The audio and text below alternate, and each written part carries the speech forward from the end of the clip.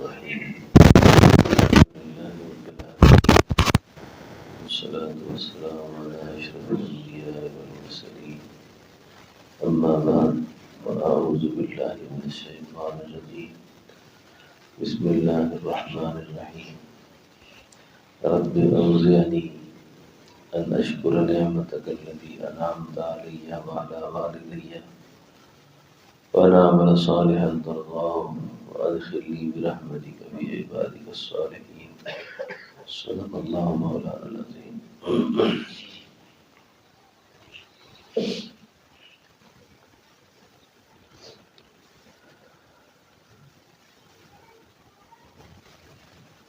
بزرگوں نے لکھا ہے کہ یہ دعا سعادت مند لوگ مانگتے ہیں. قرآن کریم کی یہ دعا سعادت مند لوگوں کی زبان پر ہوتی ہے.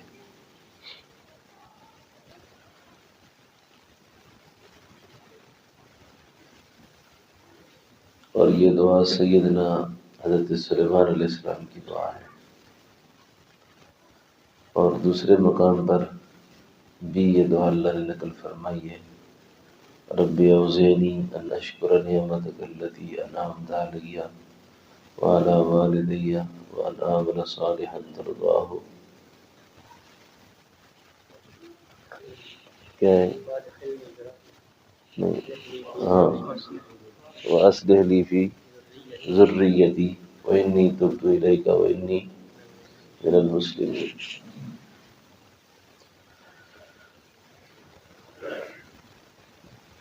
رب اوزعنی، اللہ تعالیٰ سے اس بات کی توفیق مانگنا کہ اللہ تو ہمیں اس بات کی توفیق دے کہ ہم تیرا شکریہ ادا کر سکیں.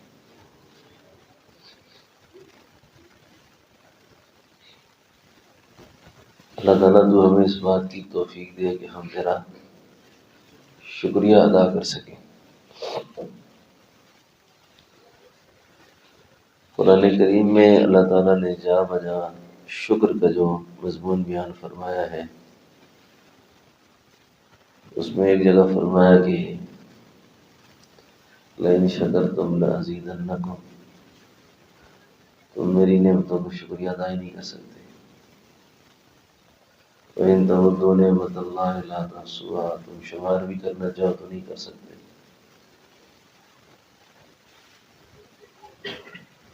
شیخ سعدی فرماتے ہیں کہ اس سانس کا باہر آنا، اندر جانا، ہر سانس پر بھی تجھ پر 1000 شکر واجب ہے.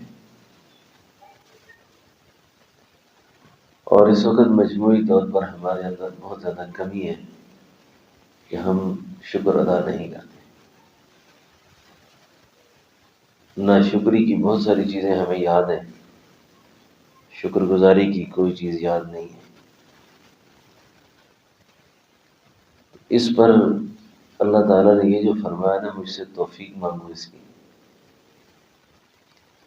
تو اللہ تعالیٰ سے توفیق بھی مانگنی چاہیے کہ اس کی توفیق کے بغیر بھی یہ ممکن نہیں ہے. کہ رب اوزعنی ان اشکر نعمتک التی انعمت علی، اللہ ہم تیری نعمتوں کی اس کی توفیق دے کہ ہم اس کا شکر ادا کر سکیں.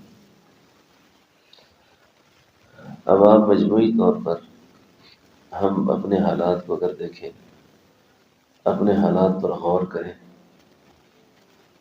تو مجھ پر اللہ کے کتنے احسانات ہیں، کتنی نعمتیں اللہ کی، کتنے فضل ہیں اس کے، میں شمار ہی نہیں کر سکتا. آپ صرف اس نعمت شکر پر آ جائیں نا، تو آپ کی 1000 دکھ ختم ہو جاتے ہیں، 1000 غم ختم ہو جاتے ہیں. اور ناشکری کا ایک بول بھی اگر آپ بولتے ہیں دل سے یا زبان سے، تو آپ گناہ اللہ کی طرف سے آنے والے حالات، آزمائشیں، پریشانیاں اس میں جکڑے جاتے ہیں. اور اپنی ذات کے اندر یہ جو فرمایا ہے کہ مجھ سے توفیق مانگو شکر کی، تو آپ ہم غور کرنا شروع کر دیں تو ہماری زندگی بادشاہوں کی زندگی سے بھی اچھی ہے. اللہ نے ہمیں کتنا اچھا رکھا. اور بڑا عجیب مضمون ہے اس دعا کا کہ رب اوزعنی ان اشکر نعمتک التی انعمت علی، اور آگے فرمایا وعلی والدی، والدین کی طرف سے بھی شکریہ، والدین کا بھی شکریہ، والدین کی طرف سے بھی شکریہ اور والدین کا بھی شکریہ۔ ماں باپ اگر غلط حرکات میں مر گئے ہوں، گناہوں میں مر گئے ہوں، اللہ کی نافرمانی میں فوت ہو گئے ہوں، انہوں نے اللہ کی بغاوت کی ہو، اور بڑی بغاوتوں میں سے ایک بڑی بغاوت ناشکری ہے، تو اللہ والے یوں فرماتے ہیں کہ اب آپ اپنے والدین کی طرف سے بھی اللہ کا شکریہ ادا کریں، یعنی اب بھی آپ ان کی طرف سے شکریہ ادا کر سکتے ہیں کہ یا اللہ اگر وہ تیرے نافرمان گئے ہیں تو تو ان پہ رحم فرما دے۔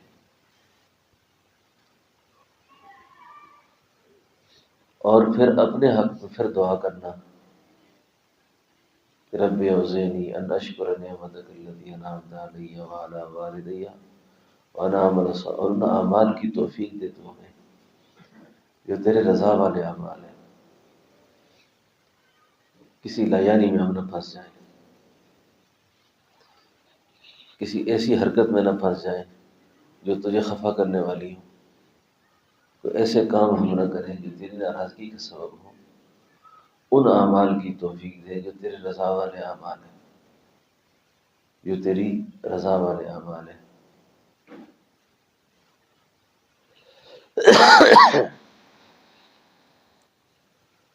اور سلیمان علیہ السلام پیغمبر ہو کر پھر آخر میں فرماتے ہیں کہ اے اللہ مجھے تو صالحین کے ساتھ اٹھا، تو صالحین کے ساتھ،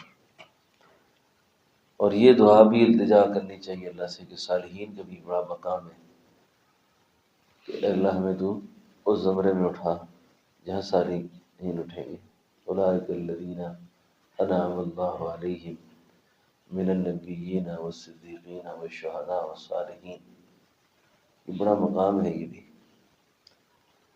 تو خاص طور پر یہ جو ہم ابھی آپ اور میں بیٹھے ہوئے ہیں نا، یہ دعا ہم سب کو بہت زیادہ مانگنی چاہیے، بہت زیادہ اس دعا کو مانگنا چاہیے، چلتے پھرتے مانگنا چاہیے، کیونکہ مجموعی طور پر ہمارے ہاں شکر نہیں رہا ابھی۔ کیا حال ہے جو چھوڑو جی، کیا حال ہے، کوئی حال نہیں، کوئی حال نہیں ہمارا۔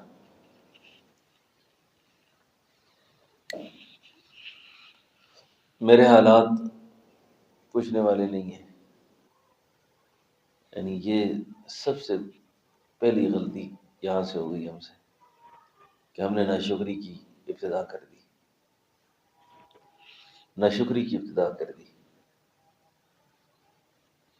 اور ناشکری کی ابتدا ہماری زبان پہ آ گئی۔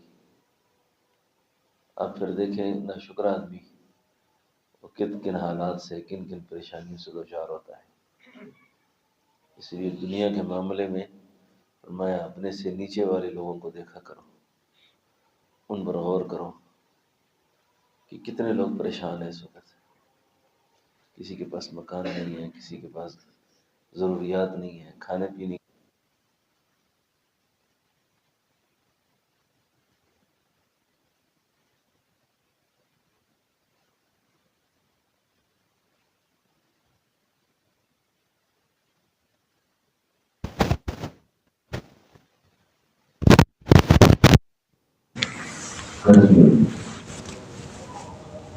یعنی یہ کوئی نعمت ایسی نہیں ہے، یہ تو شکر گزاری سے ختم ہو جاتی ہے ساری چیزیں۔ صحت کا شکر کرے گا تو اللہ تعالیٰ صحت کی نعمت کو بڑھا دے گا، چیزوں پہ شکر کرے گا تو اللہ چیزوں کو بڑھا دے گا۔ تو سب سے بنیادی بات اس کی اللہ سے توفیق مانگا، اس کی توفیق مانگنی چاہیے۔ مجدد ملت حتیٰ نے فرمایا کہ ہم تدبیریں اختیار کرتے ہیں، دعا نہیں مانگتے، تدبیریں اختیار کرتے ہیں، دعا نہیں مانگتے۔ تم سارے جہان کی تدبیروں میں لقمان حکیم سے بھی زیادہ حکمت والی بات کرو، ابن سینا سے بھی زیادہ دانائی کی بات کرو۔ جتنے بڑے بڑے یہ سمجھدار لوگ گزرے ہیں ان سب کی فراست کو، ان کی دانائیوں کو اور ان کی تدبیروں کو یکجا کر دو۔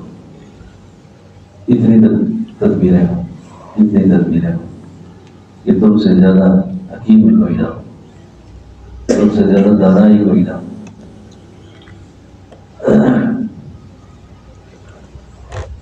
اس سب کو ایک طرف اور تھوڑی دیر کے لیے اللہ سے خشوع کے ساتھ مانگنا ہے۔ کیا وہ تدبیریں تمہارا کچھ نہیں کر سکتی، وہ دانائی تمہارا کچھ نہیں کر سکتی، وہ عقل مندی تمہارا کچھ نہیں کر سکتی۔ جو اللہ سے مانگنا کر سکتا ہے، اللہ سے مانگنا۔ اس لیے خود بھی اپنی ذات میں بھی اور اس طرح کے بارے میں دعا لینے کا بھی اپنے لیے مؤثر نظام قائم کریں۔ دعا لینے کا جن کے والدین زندہ ہوں، والدین فوت ہو جائیں تو جن کی والدین کی موسم زندہ ہوں، خالہ زندہ ہوں، چچا زندہ ہوں، وہ لوگ زندہ ہوں جن سے ان کی اٹھ بیٹھنے کی طاقت ہے۔ خلاصہ یہ ہے کہ زندگی کے کسی دور میں بھی تم نے کسی پر ظلم نہیں کیا ہو، تمہیں دعا دینے والا نہ ہو، دعائیں دینے والے ہو۔ اور محتاج دعا سمجھنا چاہیے بندے کو ہر وقت اپنے آپ کو محتاج دعا سمجھنا چاہیے۔ اللہ کی قضا کو کوئی چیز نہیں ٹال سکتی، تقدیر کے فیصلوں کو کوئی چیز نہیں ٹال سکتی، صرف دعا کی۔ دعا ایسی چیز ہے جو ٹال دیتی ہے۔ سبحان اللہ کی بعض ایسی چیزیں یاد آ جاتی ہیں۔ بہت عرصہ پہلے غالباً بخاری کے اندر یہ روایت بھی آتی ہے کہ ایک خاتون مسلمان ہو کر آئی تھی، جو خاتون مسلمان ہو کر آئی مدینہ طیبہ، ایک جوان بچہ اس کے ساتھ تھا، وہ بھی مسلمان ہوا، جلدی صحابی ہو گیا۔ چند دن کے بعد اس کا انتقال ہو گیا، فوت ہو گیا۔ جب وہ فوت ہوا، اس کی وفات کی خبر اللہ کے حکیم نے فرمایا اس کی ماں کو دو، اس کے بعد ہم اس کی تدفین کریں۔ جب اس کو غسل دینے کے لیے لے جانے لگے تو ماں کھڑی ہو گئی، اور اس ماں نے کھڑے ہو کے کہا، اے اللہ، میں پیچھے کو کیا کہوں گی کہ بتوں کی خدائی چھوڑی تھی، تجھے معبود بنایا تھا، تجھے معبود بنایا تھا کہ تو الہ ہے میرا، اب بت کے پجاری کا تانا دیں گے کہ اس کا کیسا خدا تھا، کیسا الہ ہے اس کا، اللہ تو اس کو پھر بھی کھڑا کرے گا، مارنا بھی تو نے ہے، زندہ بھی تو نے کرنا ہے۔ اے اللہ، میں بت کے پجاریوں کو منہ دکھا سکوں، میں شکل دکھانے کے قابل ہو جاؤں، اللہ تجھ میرے بیٹے کو زندہ کر۔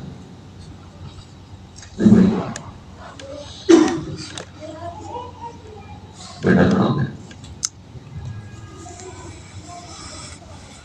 کھڑا ہو گیا، وہ سبحان اللہ تو میں بیمار ہوں، آپ تو بیمار نہیں، کھڑا ہو گیا۔ اور تاریخ میں لکھا ہے کہ وہ ایسا کھڑا ہوا کہ اس نے دور نبوت بھی پایا، اور خلیفہ عمر سیدنا ابو بکر صدیق کے دور خلافت میں فوت ہوا۔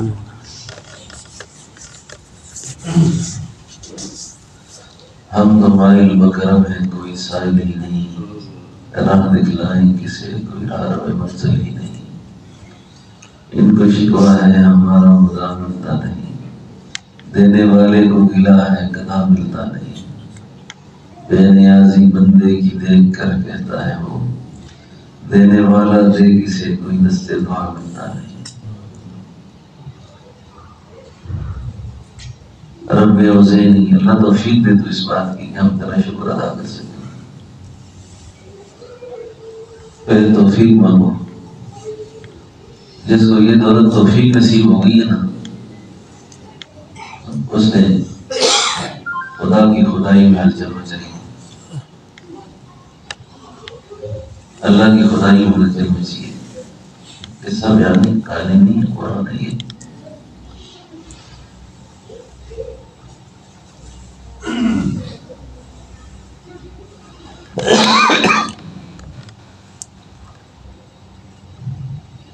حضرت خولہ بنت ثعلبہ زمانہ جہالت میں اطلاق ہے کہ کوئی شخص اپنی بیوی کو کہہ دیتا کہ تو مجھ پر اس طرح ہے جس طرح میری ماں کی پیٹھ،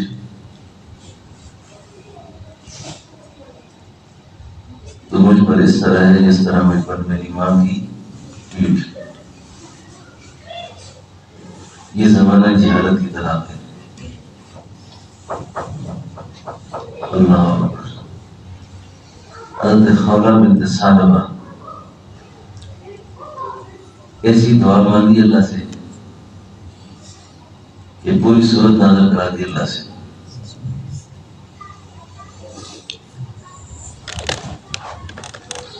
اور اس صورت کا نام ہی جھگڑے والی صورت ہے،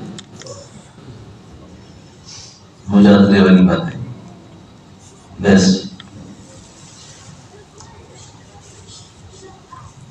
روتے آئی حضور کی خدمت میں کہ میرے چھوٹے چھوٹے بچے ہیں، میں اب اور کہیں شادی نہیں کرنا چاہتی، میں نے خاوند نے مجھے طلاق دے دی۔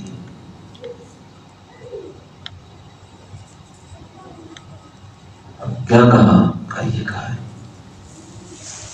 انہوں نے فرمایا خولہ میں کیا کروں گی، طلاق ہو گئی ہے۔ میں نے اپنا الفاظ حدیث سے دی ہے کہ آپ نے ایسے فرمایا اور رسول کیا۔ اب جیسے ہی وہ رخصت ہوتی ہے جبریل آ جاتے ہیں، میرا گلا ٹھیک ہوتا تو میں اس وقت درس سے قرآن پڑھتا۔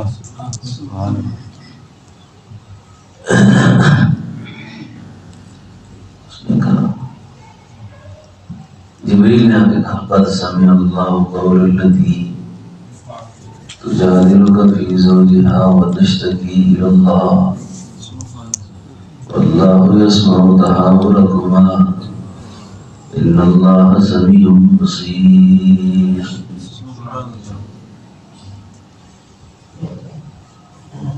اللہ نے سن لی، اللہ نے سن لی۔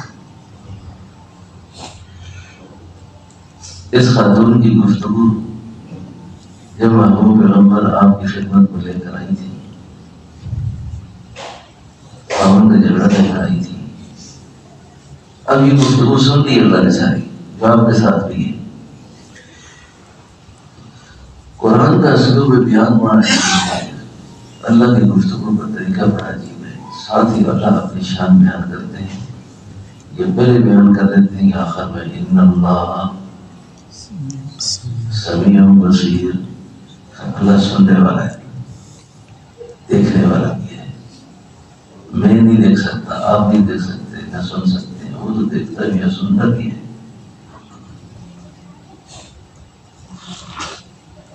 اب ضابطہ تبدیل ہو رہا ہے، ضابطہ بدل رہا ہے، ابھی قانون بدل رہا ہے۔ یعنی ان مانگنے والوں نے طریقہ کار سکھایا ہے، اب تبدیل نہیں ہو سکتی، شریعت اب قائم ہے۔ آج کے بعد نظام تبدیل نہیں ہو سکتا، دین مکمل ہو چکا، اتمام ہو چکا، سب کچھ ختم۔ لیکن قرآن جب ان چیزوں کو بیان کرتا ہے تو بیان کرنے کا مقصود یہ ہے کہ ان لوگوں نے مان کر نظام کو تبدیل کرایا ہے.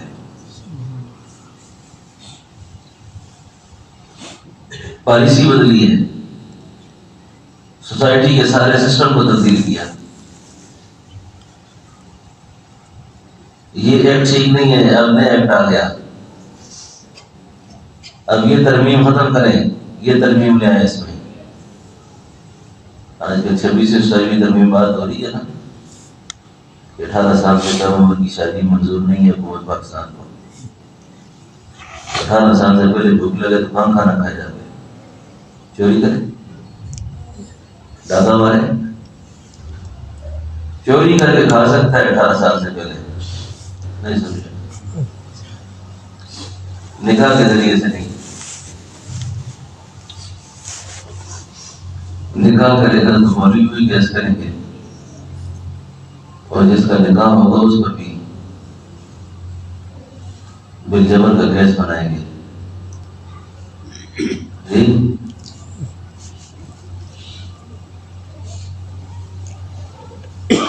سمجھنے میں کیا کہنا.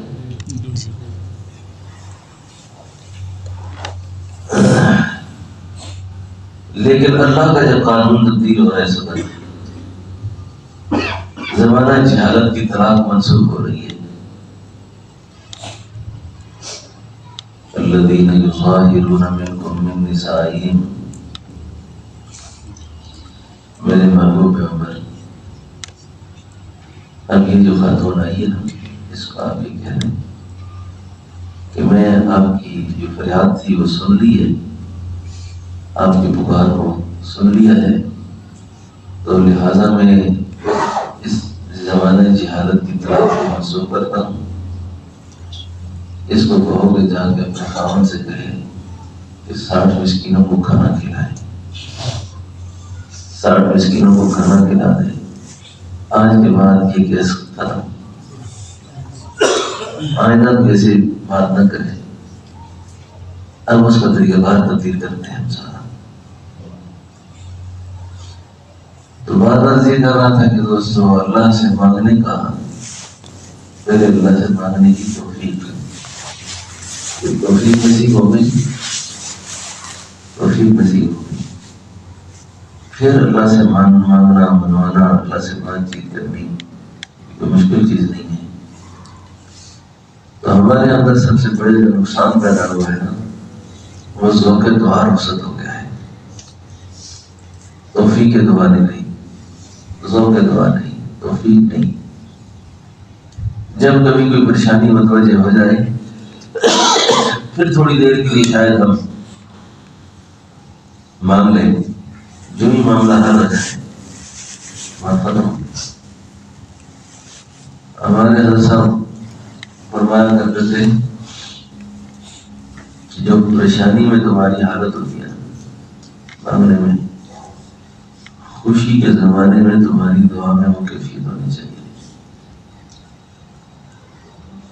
خوشی کے زمانے میں تمہاری وہ کیفیت ہونی چاہیے، اس لیے کہ خوشیوں میں اچانک غم پڑ جاتے ہیں.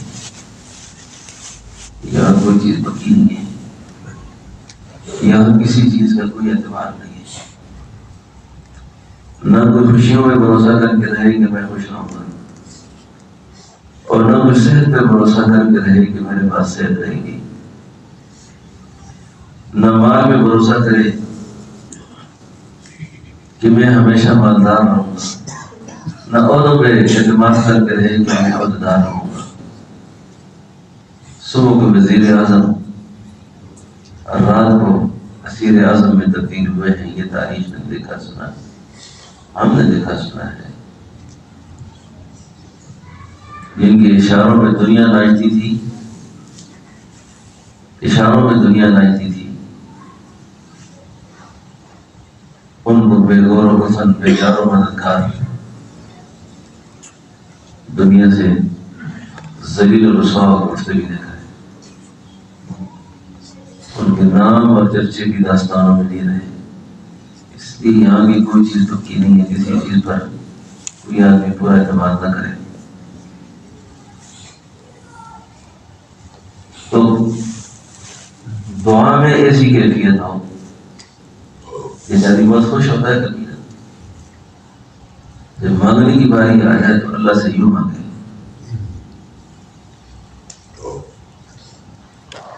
وہ جو اشعار ہم پڑھتے رہتے ہیں، یہ شعر بھی یاد کر لیں، نوابہ کو پال لیں. علی میاں رحمۃ اللہ علیہ کو لکھا تھا کہ جب میں پریشان ہو جاؤں سردی کے وقت تمہاری ہمشیرہ کے شعر پڑھتا ہوں. یہ جوانی میں بیوہ ہو گئی تھی، بڑی مشکل زندگی کہیں گزری تھی. تو علی میاں نے اپنے سفرنامہ حج میں اس کا ذکر کیا ہے. اور جو حرمین جانے والے ہوں ان کو ایک دفعہ حضرت علی میاں کا سفرنامہ حج پڑھنا چاہیے، سفرنامہ حج اور عمرہ پڑھنا چاہیے. اور شیخ الحدیث صاحب رحمۃ اللہ علیہ کی فضائل حج اور فضائل درود شریف پڑھنا چاہیے. فضائل درود، فضائل حج اور علی میاں کا سفرنامہ حج بہت ہی اشکارا کتاب ہے. اللہ کی محبت کو نبی کے عشق جگاتی. تو اس طرح مجھے علی میاں فرماتے ہیں کہ میری ہمشیرہ